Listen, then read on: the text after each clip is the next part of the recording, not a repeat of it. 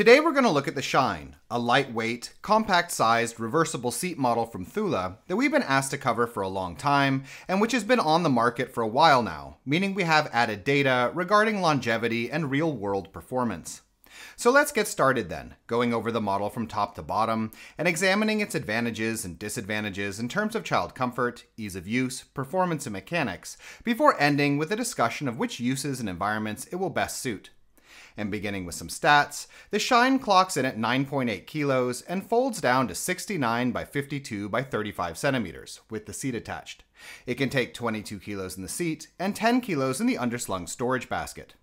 As far as child comfort is concerned, the Shine seat is adjustable between a good upright position and a near flat recline that's acceptable for infants with the use of a newborn inlay.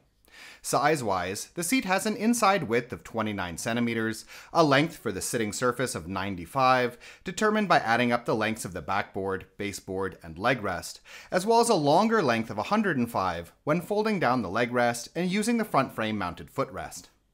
The textiles are decently durable and padded, though the harness is a bit fiddly to use in my opinion, lacking some of the ergonomic features present on similarly priced models. The canopy has both a sun flap and an extension portion zipped into the back and provides good sun coverage, while a coverable mesh panel allows for ventilation or peeking in on your kid. Moving on to parent comfort, the Shine's handle is adjustable between 94 and 105 centimeters, which is a little on the short end for taller parents, and the shopping basket is decently sized and easy enough to access from both the front or back, though it's worth noting that the lip is a bit low in the back, which can lead to stuff falling out sometimes during curb popping. As far as folding is concerned, right out of the box, the Shine folds down easily, once you know how to do it at least, requires only one hand, and folds into a self-standing package with the seat facing either forwards or reversed. That's lightweight and easy to carry via a handle on the back of the seat. That being said, the system is somewhat internally complex, and the number one complaint with the model that I've found is that folding gets progressively more fiddly as the model wears down.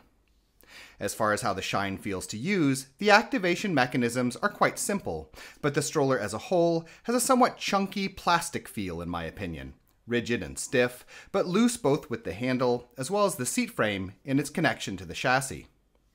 Driving-wise, the Shine has decent wheel size, but quite poor suspension, and combined with that rigid feel, is pretty unpleasant to drive over even lighter rough ground.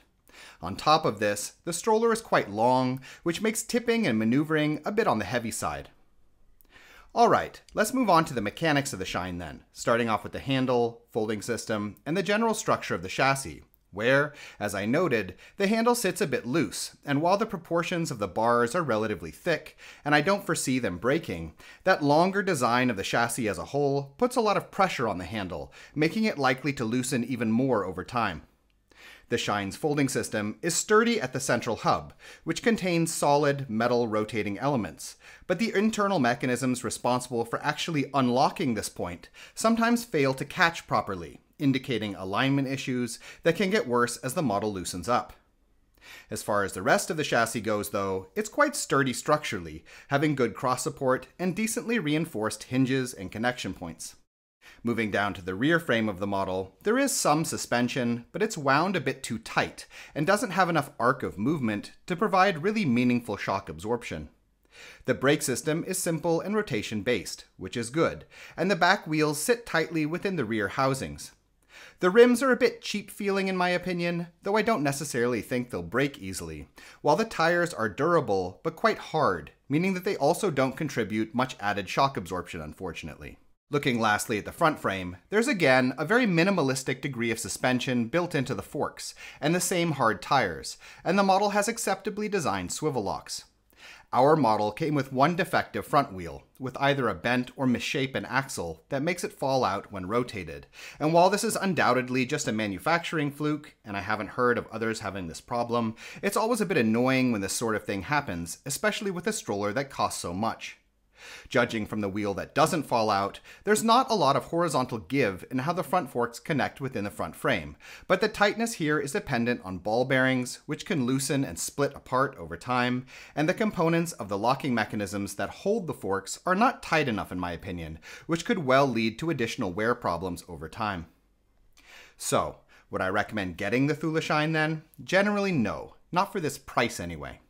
Despite having the positive characteristics of an acceptably sized seat, an easy enough fold, while it's working at least, and lightweight, the lack of suspension, combined with these wear concerns, make the Shine outclassed in my opinion by other competitively priced alternatives. That being said, however, I have run into situations where it is a model worth recommending, for use in a generally smoother environment, for parents who insist on its one-hand folding characteristic and/or have either problems with regional availability of similar models, or who can get a significant discount on Thule products through their job because they work with sports or outdoor activities. And I'd note here that at a lower price point, the Shine does get a bit more attractive in my opinion in comparison to the wider market.